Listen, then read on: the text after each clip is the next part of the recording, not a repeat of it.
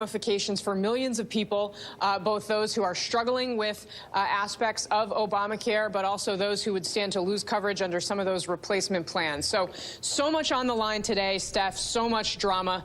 We'll bring it all to you. I mean, the juxtaposition, John McCain, a truly great American hero, facing brain cancer, swooping into Washington to vote on a health care repeal bill that could possibly cost people's lives. Jonathan Swan, what is so different this week? Last week, it seemed like a Hail Mary pass. Now we're back at the table?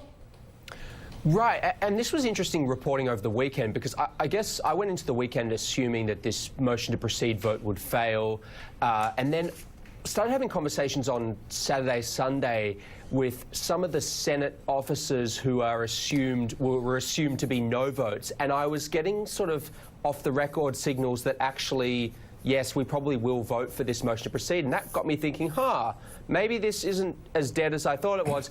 And then I also got the signal that John McCain may come back to vote. So that was those two factors led us to write on Sunday afternoon that this thing was not necessarily dead. I mean, the margin is tiny. Susan Collins is going to be impossible. We don't know where Rand Paul is. So by no means is this a done deal, but it certainly looks possible. I mean, Rand Paul's got to be nowhere near this thing if you don't know what it is. He clearly wants something else. Megan, what's the fallout if it fails? Well, I think we're not yet there. I mean, I'm amazed at how this is even resurrected, that we've gotten to the point, as Jonathan was saying. But the odds are tough, and here's why. A straight repeal without a replace, that's 32 million people without insurance by 2026. But it's a win for the president. But wait. He wants the numbers, a win. Here's the issue. This bill is incredibly unpopular. That's why they've lacked the leverage throughout. That's why McConnell's legislative genius has not really shown through this process. Here's who I'm watching. I'm watching Rob Portman. Susan Collins is going to be a straight no. Rand Paul, really difficult to see where he stands on a motion to proceed. What we're looking at probably is a stripped-down version of this bill that goes through several amendments. But let's be really clear here. This is unbelievable in so many aspects. As Casey was saying, they are going to a floor to vote on something they don't even know yet. We don't know yet what they're voting on something that is, let's remind people, 1/6 of the U.S. economy, tens of millions of people who rely on this healthcare, an entire group system of insurance, premiums, how people actually pay for elderly care, care for sick children. This, the most disadvantaged people in our country on Medicaid.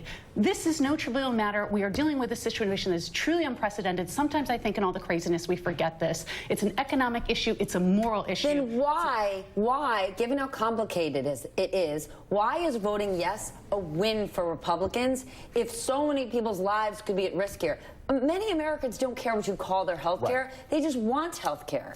Because they want to feel like they're doing something, even if it's dangerous, even if it's problematic, even if it's stupid, even if it's going to hurt them long term. And I also think some of this is just about ego.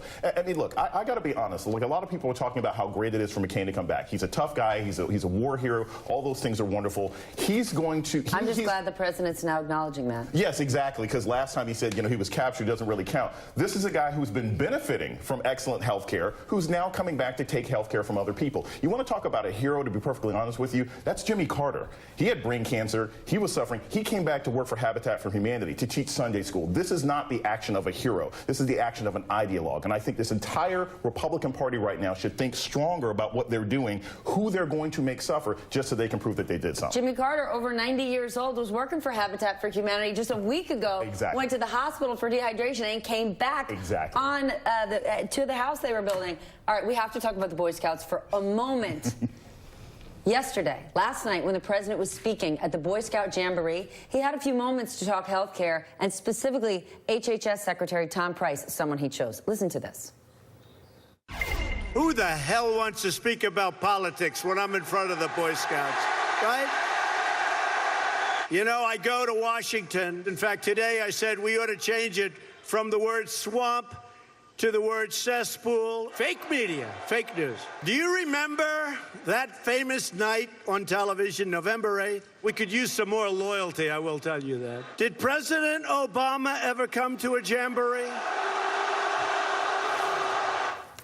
President Trump, President Obama, was a Boy Scout. Boy Scouts who don't use the words hell or cesspool, but who represent being trustworthy, loyal, helpful, friendly, courteous, kind, obedient, cheerful, thrifty, brave, clean, and reverent. Jonathan Swan, what was the president doing here? How is Anthony Scaramucci spinning this one? Scaramucci, who yesterday on Twitter said that the Daily Beast owed the president an apology for the reprehensible things they said. How about what the president said to the Boy Scouts of America? Well, I think that Daily Beast does owe an apology. They called her, Sarah Huckabee Sanders, a drag queen or something. So anyway, I thought that was reprehensible. But yes. On the Boy Scout thing, I just don't think Donald Trump is capable of adapting his rhetoric to a... Should we laugh about that? I mean, at the end of the day, I'm just saying, respect couldn't be more important in our culture. These are our children. I'm not making a defense of Donald Trump. I'm just saying we have seen... in his 2 years in public life now, no ability to moderate his rhetoric in front of any audience. And that's just been consistent for the whole time we've seen him. Stephanie, let's just take a little bit of a counterintuitive one on this. One thing, these were 24,000 kids who are Boy Scouts. Let's still call them kids. One thing I think in the media sometimes we forget when we have our outrage, when we say, I can't believe he spoke like this, we forget the cheering. There are people who love the attitude he takes in that he seems to care nothing for the norms that we apply to people in this position. And that is something that he showed through the campaign trail and the media was late to pick up on it. It is another example of how he seems to get people cheering just because they're so shocked and surprised as to what he does. And that is proving to be, of all the madness that surrounds his administration, something. Excitement and madness are one thing. You got to set the bar for the kids of our country. I couldn't agree more, but I think we forget it at our peril. He can go talk to a bunch of Boy Scouts. He can't talk to the NAACP right up the street. Same week.